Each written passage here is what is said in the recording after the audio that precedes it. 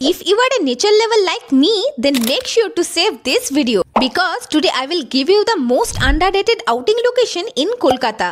Hello everyone, আমি Moumita. Welcome to the third episode of exploring my city. আজকে আমি চলে গিয়েছিলাম কলকাতা থেকে মাত্র 1 ঘন্টা ডিস্টেন্সে এশিয়ার the largest and world second oldest botanical গার্ডেনে, Acharya Jagadish Chandra Bose Indian botanical garden, which is located at Shibpur in Howrah district, যার আগে নাম ছিল রয়্যাল বোটানিক গার্ডেন ক্যালকাটা। তবে পরবর্তীতে 2009 সালের 25শে জুন India's one of the greatest scientist Acharya Jagadish Chandra বোসের নাম অনুসারে এই গার্ডেনের নামকরণ করা হয়, যা এখনও অনেকের মুখে ক্যালকাটা বোটানিক্যাল গার্ডেন বা ইন্ডিয়ান বোটানিক্যাল গার্ডেন নামেও পরিচিত। 1787 সালে ইস্ট ইন্ডিয়া কোম্পানির army officer colonel Robert Kyd মূলত বাণিজ্যিক সূত্রে এই বোটানিক্যাল গার্ডেনের প্রতিষ্ঠা করেন। তবে ধীরে ধীরে এই গার্ডেন হয়ে ওঠে প্রায় 12,000 রকমের বেশ কিছু রেয়ার প্ল্যান্টসের প্রধান উৎসস্থল। প্রায় 273 একর জায়গা জুড়ে থাকা এই গার্ডেনের মেইন অ্যাট্রাকশন হলো দ্য গ্রেট বানিয়ান ট্রি।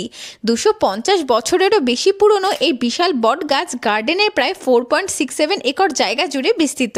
আর এত বড় জায়গা ঘুরে দেখতে হলে পার হেড 50 টাকা দিয়ে এরকম টোটো তোমরা এখানে পেয়ে যাবে, যারা তোমাকে পুরো গার্ডেন তো ঘোরাবেই, তার সাথে শেয়ার করবে এখানকার সেই পুরনো ইতিহাস।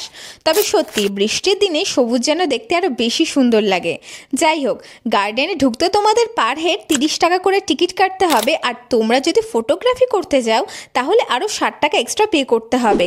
এখানকার পুরো লোকেশনটা ডেসক্রিপশন বক্সে দেওয়া রইল। তাহলে তোমরা কবে আসছো সেটা আমাকে কমেন্ট করে অবশ্যই জানিও। Till then stay tuned.